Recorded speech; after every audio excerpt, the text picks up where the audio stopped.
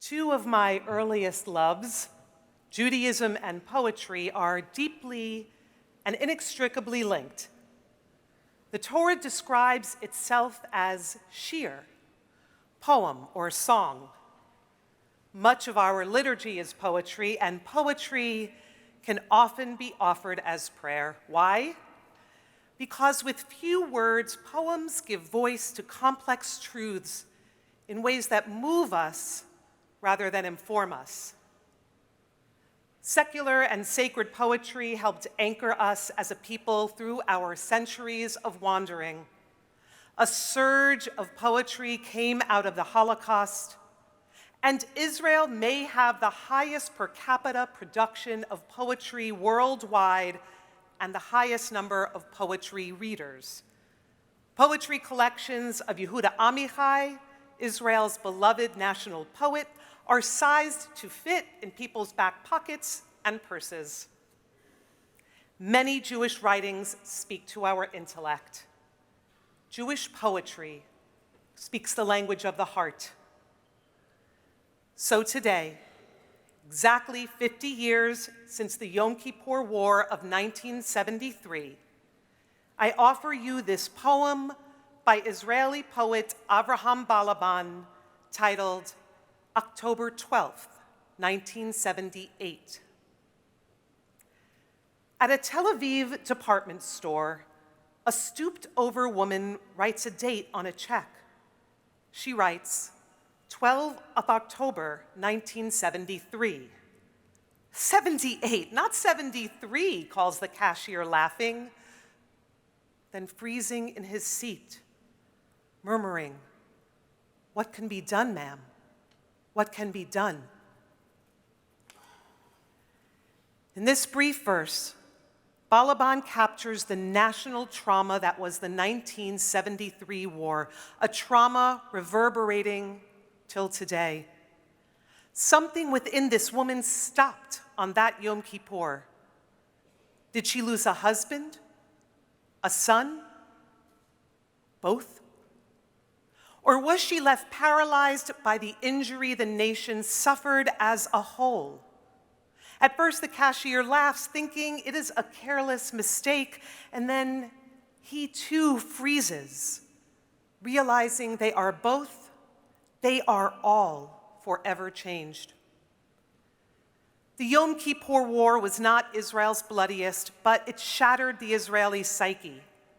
Israel had emerged from the Six-Day War of 1967 with an air of invincibility. So when leaders were informed by an Egyptian spy, by King Hussein of Jordan, and by their own intelligence that war was imminent, they weren't fearful enough, and they disregarded these warnings. This failure of leadership left Israeli troops as easy targets. The liturgical poem, "Who Shall Live and Who Shall Die," was a tragic reality on that day of atonement. Alongside the devastating loss of life, the David and Goliath myth crumbled, with Israeli bravado giving way to crushing vulnerability. Israel emerged from the war betrayed by its government, by its military leaders, and by its own vision of itself. On Yom Kippur 1973, enemy attacks jolted the Jewish nation into a place of humility and self-reckoning. I was curious how our congregation and clergy reacted to what was happening in Israel at that time. So I looked to Temple Emanu-El's archives. I haven't found much yet.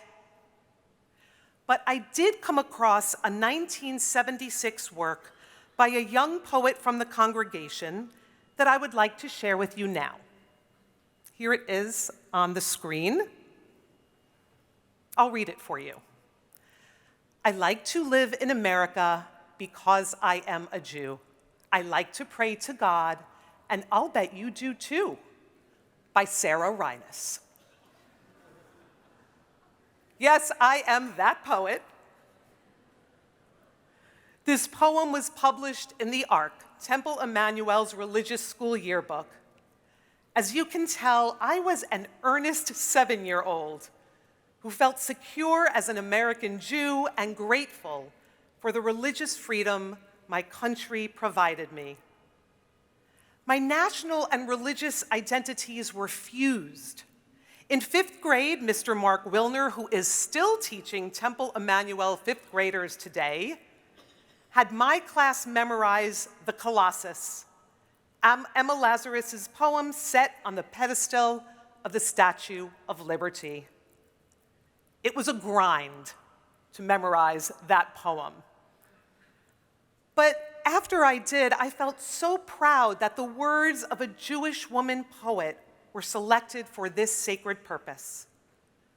I recited the Pledge of Allegiance every day at school as a prayer, and the Shema in this sanctuary like a civic declaration. Both texts resonated within me as poems affirming home.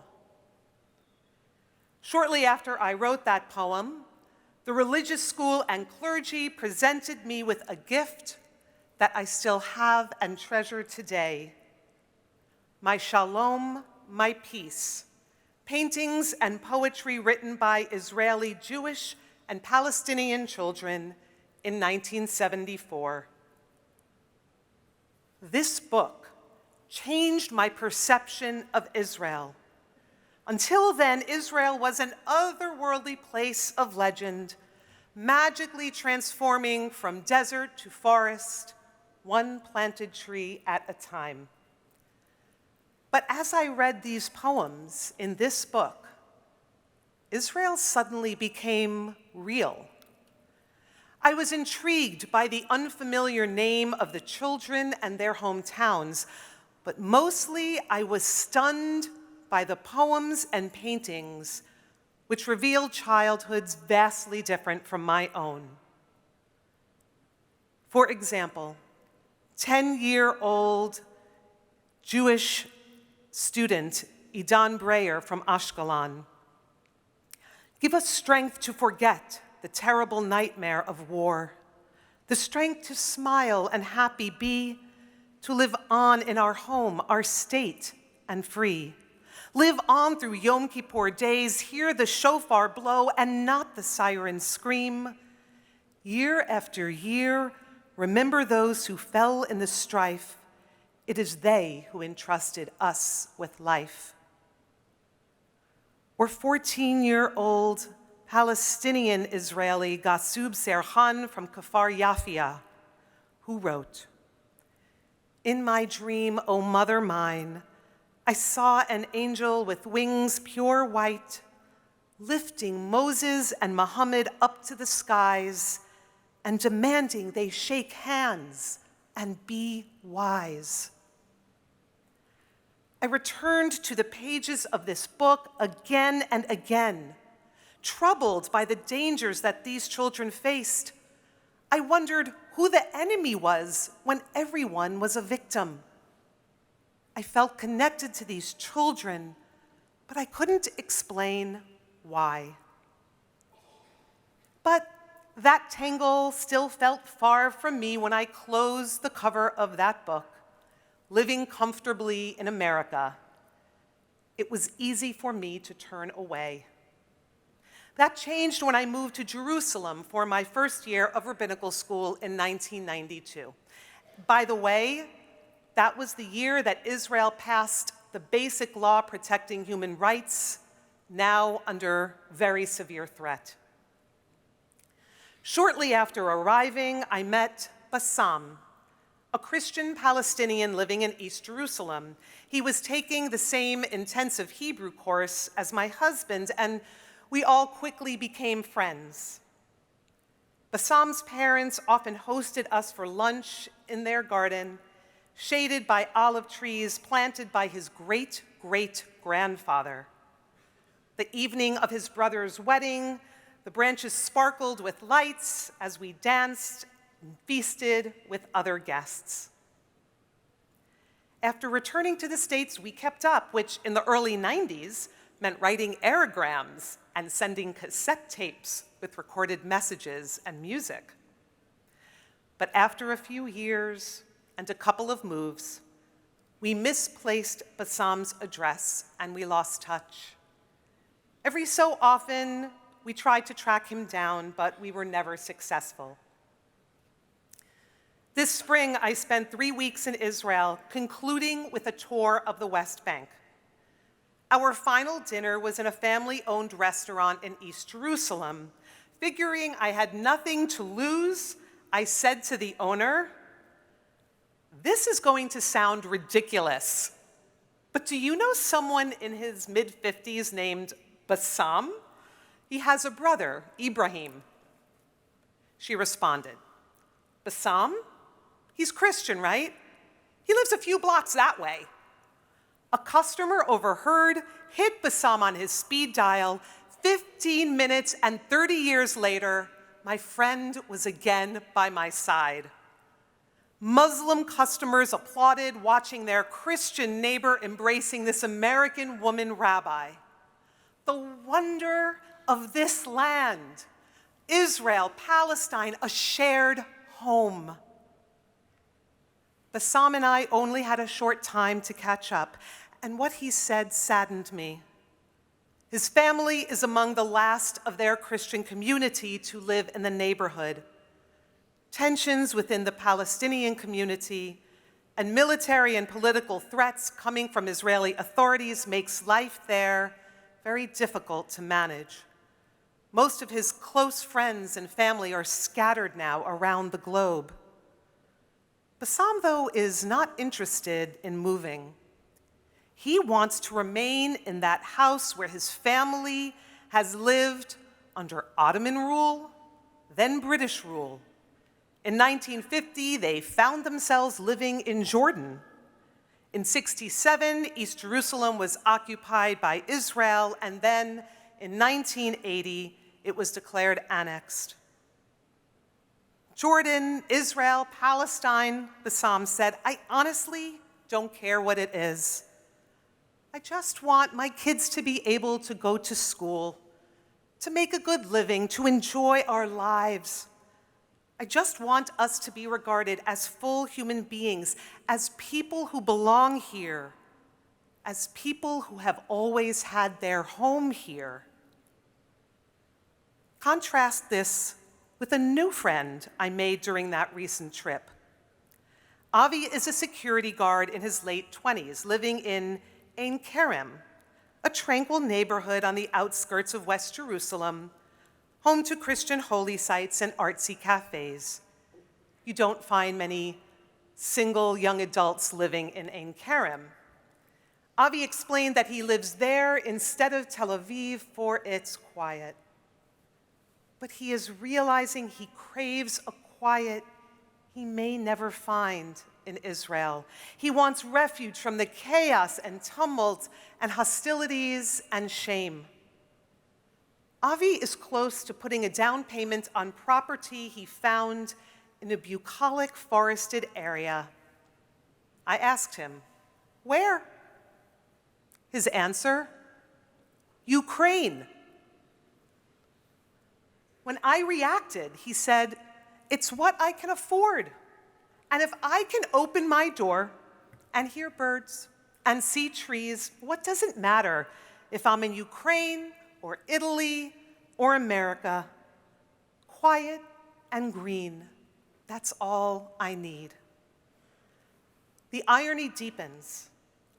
Avi's great-grandparents came from Ukraine and fled during the war to create a new beginning in Israel, that patch of land alive with the promise of a safe, productive future for themselves and their descendants. Now, only a few generations later, their Hebrew-speaking, army-trained Sabra descendant is planning to leave his ancestral homeland for the country they fled, a country where Jews have suffered some of our most vicious massacres, a country which is currently a war zone. One man is compelled to stay one is pulled to leave this land they both call home. We read in the book of Leviticus of a bizarre plague that will infect homes in the land of Israel. If we see colored streaks lining the walls, we must immediately tell the priest, who begins a process of examination and purification. The house is cleared of all people while walls are scraped, deeply affected stones and timber are removed and replaced. The house is replastered and ultimately purified. The idea that a house could be so diseased that dwellers have to temporarily leave for the sake of their well-being upends the notion of home. Home is meant to be a refuge, a place of safety, and ideally a place of sanctity. But that is potential, not promise. Our Torah recognizes that no place, not even the sacred land of Israel, is protected from dangerous contagions. It's up to us to recognize their presence and then to work to eradicate them, no matter how long it takes, no matter how much it takes from us. Because with time and effort and determination, the home can be healed and made whole. I learned here at Temple Emanu-El that Israel is my homeland, a place of safety for Jews in a world that has time and again been proven dangerous for us, a place where I belonged even before ever being there.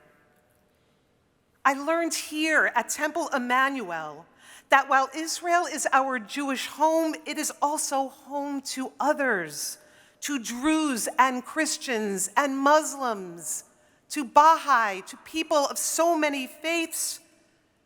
And because of that sharing, we are all kin.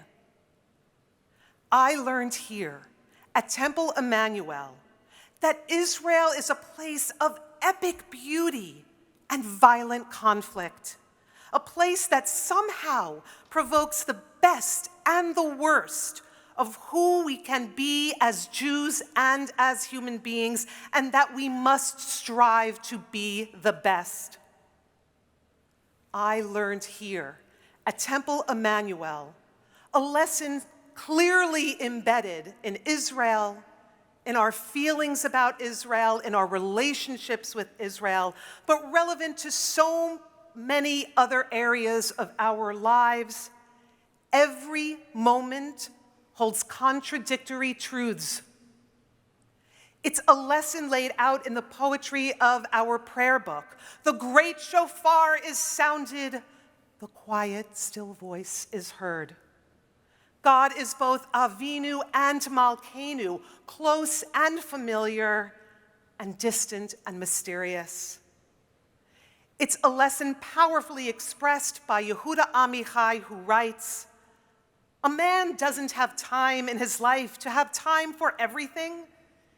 He doesn't have seasons enough to have a season for every purpose." Ecclesiastes was wrong about that. A man needs to love and hate at the same moment, to laugh and cry with the same eyes, with the same hands, to throw stones and gather them, to make love in war and war in love, and to hate and forgive, and to remember and forget, to arrange and to confuse, to eat and to digest what history takes years and years to do. Temple Emanu-El helped this child embrace the complexity of Israel in the 1970s, a time of tremendous crisis. 50 years later, we find ourselves at a similarly critical juncture. I will do for this generation's children what my rabbis and my teachers did for me.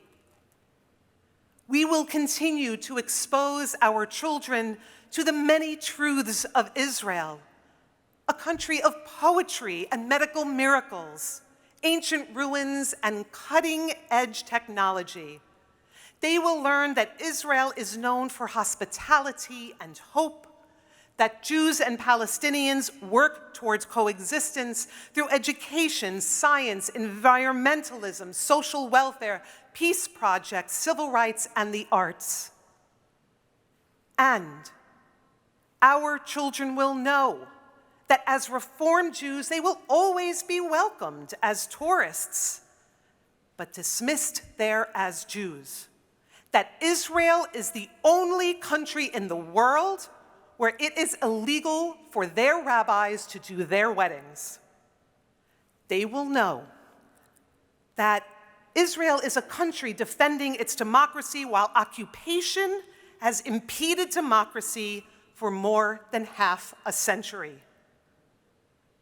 We will encourage our children to learn, to love, to visit.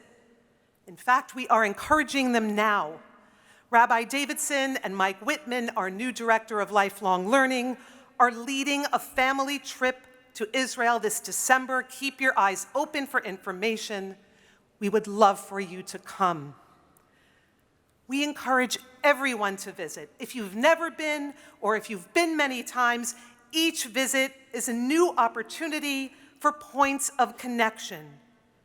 And when you're there, give yourself and give the people of Israel the gift of engaging with the magnificent diversity of those who call it home. Talk to everyone. They are talkers. We learn most about a place by knowing the stories of its people.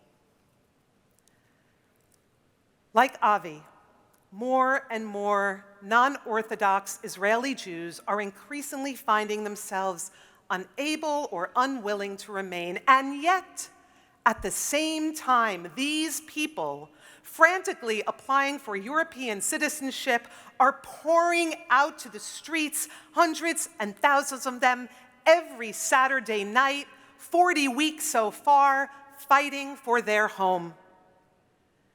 The Israeli folk song Ein Li Eretz Acheret has become the anthem for today's pro-democracy movement. Written decades ago by poet Ehud Manor, it expresses what we know regarding our homeland in the East and our home right here in the United States of America. That love for one's country sometimes demands speaking out in fury against what that country is doing. It is an act of responsibility. It is an act of love. The words to this poem have been spoken or sung by every segment of Israeli society, including by Palestinians. They have even been spoken on the floor of our own capital in the days following the insurrection of January 2021 and after the overturning of Roe v. Wade. The cantor and I offer this poem now as a prayer for the lands we call home. I have no other homeland, though my land is aflame. A word in Hebrew alone pierces through my veins to my soul. With aching body, with hungry heart, here is my home. I will not stay silent that the face of my land has changed. I will not give up, but keep reminding her, singing in her ears until she opens her eyes. I have no other homeland.